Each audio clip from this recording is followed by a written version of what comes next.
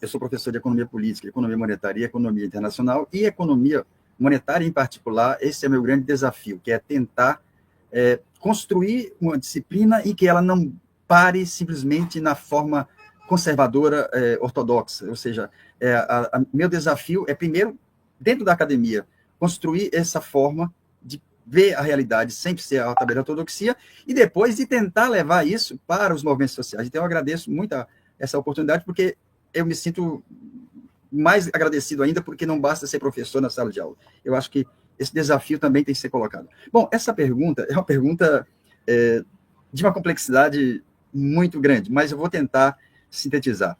A primeira coisa, eu até tinha escrito aqui, quem ganha e quem perde com a inflação. Quando eu era técnico do Diese, eu imaginava que somente os trabalhadores perdiam com a inflação. Mas, em seguida, quando eu fui fazer a tese de doutorado, bem antes até, eu percebi que, na verdade, quem também perde com a inflação são aqueles que compram títulos públicos, são aqueles que aplicam na Bolsa. Por quê? O que interessa para eles não é o ganho nominal, o que interessa para eles é o ganho real. Então, só para pegar um exemplo, numa inflação de 13,20, numa Selic de 13,25, numa inflação de 4 e pouco, existe um ganho real de aproximadamente 8 a 9%. E é aí que está a grande questão. Ou seja, na minha tese de doutorado, que eu defendi na USP, eu estudei justamente o plano real, o plano Cavalo na Argentina e o plano Azteca no México. E na minha tese eu chamei isso de política econômica dos rentistas. É uma política econômica que tem como objetivo não criar condições para o desenvolvimento das forças, desenvolvimento do capitalismo, mas é uma política econômica que tem como horizonte apenas a estabilização dos preços. E a estabilização dos preços utilizando uma teoria que é a teoria monetarista, que utiliza uma coisa chamada teoria quantitativa da moeda, e que, a partir de 99, quando a âncora cambial desaparece, é introduzido isso. E isso se chama regime de meta de inflação. Então, esse regime de meta de inflação, ele estabelece uma meta a ser cumprida, e toda vez que a inflação chegar próximo dessa meta, você vai e eleva os juros. Quando você eleva os juros, esse exercício eu fiz com meus alunos ontem, você provoca de imediato o quê? Você reduz o crédito para o consumidor. Então, o consumidor começa a comprar menos nas lojas. As lojas, reagindo a isso, elas vão justamente reduzir as compras junto às fábricas. As fábricas vão, por sua vez, reduzir as quantidades produzidas, que significa desempregar, que significa não comprar mais máquinas, não comprar matérias-primas.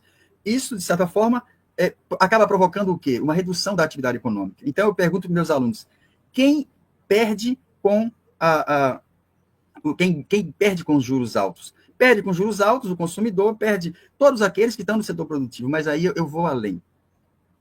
Toda vez que eleva-se a taxa de juro, ou, por exemplo, agora, esse aumento que está sendo proposto de mais 1% significa 55 bilhões novo de dívida pública. Então, isso significa o quê? Ter essa preocupação única com a política de estabilização baseada numa teoria monetarista, numa única explicação, que é a expansão da moeda, você acaba levando também ao sacrifício das contas públicas. Então, esse é um modelo que caracteriza, de certa forma, a nossa economia, mas o que é mais grave é que, no nosso caso, nós temos uma situação em que não existe mais na política econômica uma preocupação com o crescimento econômico. Existe uma preocupação com a estabilidade da moeda. Então, o que nós temos aqui é justamente uma tentativa de fazer a política de estabilização como o objetivo final da política econômica. Até 1980, a política econômica tinha como objetivo, especialmente na Europa, o pleno emprego. O que nós temos agora não é isso. E aí isso significa o quê? Política de austeridade. Esses 55 bilhões que estão aqui colocados, eles representam quase o dobro do orçamento das universidades federais. Então, o que significa isso? Eu até coloquei aqui. Quem ganha e quem perde. Olha só, eu disse assim, os trabalhadores perdem porque eles perdem poder de compra, os rentistas perdem porque... Mas aí que está. Os rentistas ganham quando o meio para encontrar a combate à inflação é duplamente favorável a ele. Por quê? Porque para combater a inflação, se eleva a taxa de juros. Então, os banqueiros ganham mais dinheiro com isso. Então, e eles ganham dinheiro quando a inflação também é contida. Mas o que significa isso? Significa que essa única forma de combater a inflação, ela acaba levando à estagnação da atividade econômica, ela acaba reduzindo a atividade econômica, que reduz a receita do Estado, e, de certa forma, o final de tudo é uma recessão. Ou seja, se combate a inflação através desse modelo, mais ou menos como o Lago Campos falava, ele criticava essa teoria, ele chamava de sangria.